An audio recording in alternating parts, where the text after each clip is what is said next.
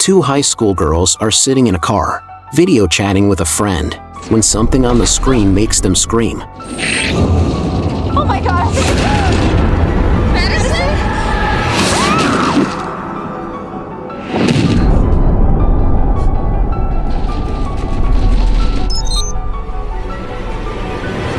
The police arrive at the scene to collect evidence, find blood on the ceiling. Did someone with superhuman strength throw the victim up there? When her classmates and teachers hear about what happened, they all mention a student named Jordan, who seems to have special abilities.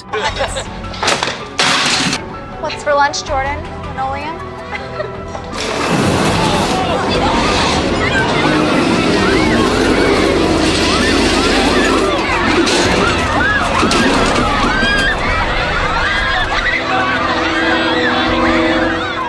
But after Madison's death, Jordan suddenly disappears from school. The police track down Jordan's friend, Lucas, hoping he knows where she went. At the time, Lucas is working on a prom setup, stained with blue paint. He tells the police the last place he saw Jordan. Sure enough, the police find her there. Jordan tells the police the story behind the bullying. She once ran into Madison in the Russian literature section of the library, but Madison threatened her to keep quiet about it. From that moment on, Madison never stopped tormenting her. While investigating the library, the police notice an unusual disturbance in the dust on the bookshelves. One book has been removed recently, and inside, they find bonds worth over $1 million. The owner of the stolen bonds is one of Madison's father's clients. The client flees the US due to a paranormal event. There's also a ring hidden in the book, a ring that was stolen just a few days ago. Police found multiple other similar burglaries in this neighborhood. At the same time, Madison's financial records catch the police's attention. She frequently stayed out all night.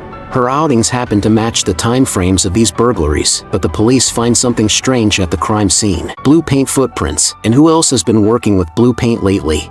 Lucas. Paranormal event takes place in the school cafeteria. Lucas just happens to be there. Could he be the one with real superpowers? The police go to Lucas's house and witness objects floating in the air. Don't move. It's not what you think. Don't hurt her! Then Lucas steps forward and admits he's the one behind everything. Turns out, these so-called paranormal events are nothing more than special effects. Lucas is a special effects enthusiast. He created all these floating tricks using fishing lines and magnets. At first, he just wanted to scare off the girls who bullied Jordan, but Madison found out his secret and blackmailed him into using his skills to help her. The video that scared the two best friends? That was Lucas's work. She had staged the whole thing to prank her friends, but the police now realize the real killer used this video to stage a paranormal murder scene. And besides Madison and Lucas, only one other person knew about the video. The police search the best friend's storage room and discover the stolen goods Madison had taken. Care to explain? They also find that one of the girls had tried to back out of Madison's theft scheme. I just wanted out. But Madison had threatened her. Terrified, she killed Madison and used the video to fake a supernatural murder scene, creating both an alibi and a witness. The seemingly perfect murder is eventually revealed. The girl was tortured by a psychopath for 3 days. Please just kill me. You're still having fun. No. She jolts awake and thinks it was just a nightmare until she reaches for the newspaper. It wasn't a dream. Reed was really set free. The man who raped and murdered 3 girls actually had a fan club. As Reed hails a taxi, Detective Ray stops him. Reed smirks arrogantly. So if you want to keep your badge, you better stay off my ass. Really? Enjoy your reprieve. It won't last long. Good seeing you, though. And your girlfriend. Partner. I'll bet. Watching him walk away, Ray assigns a 24-hour surveillance team, but Reed wastes no time. He tracks down the girl who agreed to testify against him.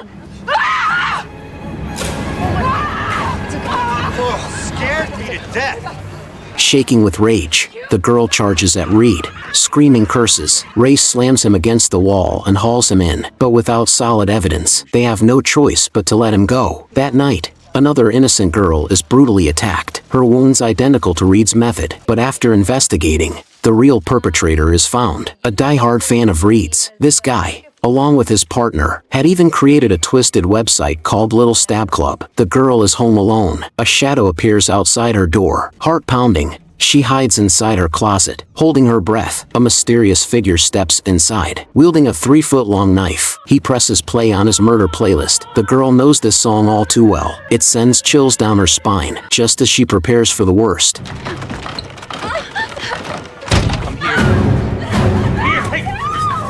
Suddenly, Ray and his team burst in, but the man isn't Reed, it's his fanatical partner. Ray immediately dials his sister, Irene, reminding her to be careful. Reed might come after her, but Irene shrugs it off. After hanging up, she even calls her father to set up a dinner date, but when she arrives home, she sees a security guard, lies motionless on the ground. Panic sets in. She kicks off her heels, trying to slip away unnoticed, only to run straight into Reed. Irene drops her bag and bolts.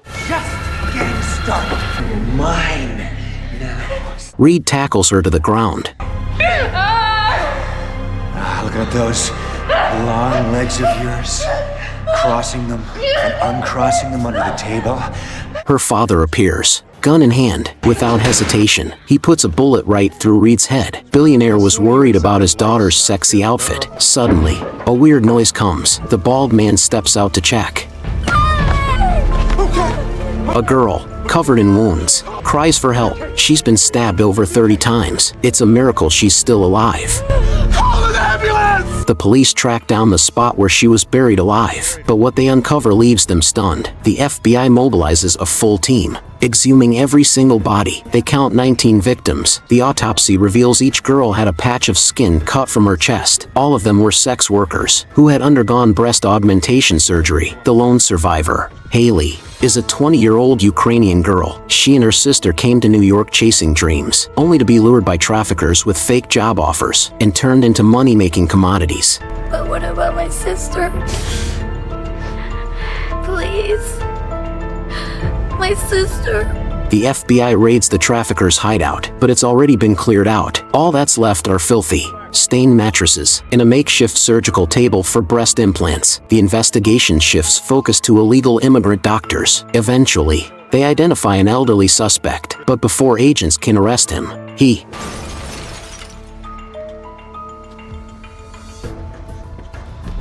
someone got to him first. The agents split up to chase the killer. A fight breaks out. The suspect escapes, but not before leaving a fingerprint on the wall. Cops match the print to an identity and rush to his apartment. The place is empty, but what they find inside is chilling. His balcony overlooks the mass grave where the 19 victims were found. This guy is a full-blown psychopath. With their operation exposed, the traffickers switch tactics, now offering in-call services. An undercover cop poses as a client to lure them in.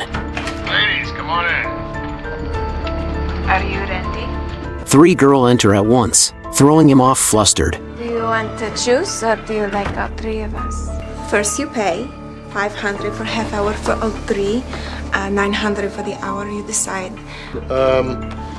So $900. Now, if I go with the $900 plan, but I don't need all that time, do I get any money back? A rebate of some kind? Or? No. No. Outside, undercover cops swoop in, taking down the driver and extract the location of the trafficker's main base. The psychopath is taken down. The girls in the basement are rescued, including Haley's sister. Brooke? It's okay. Haley sent me to find you.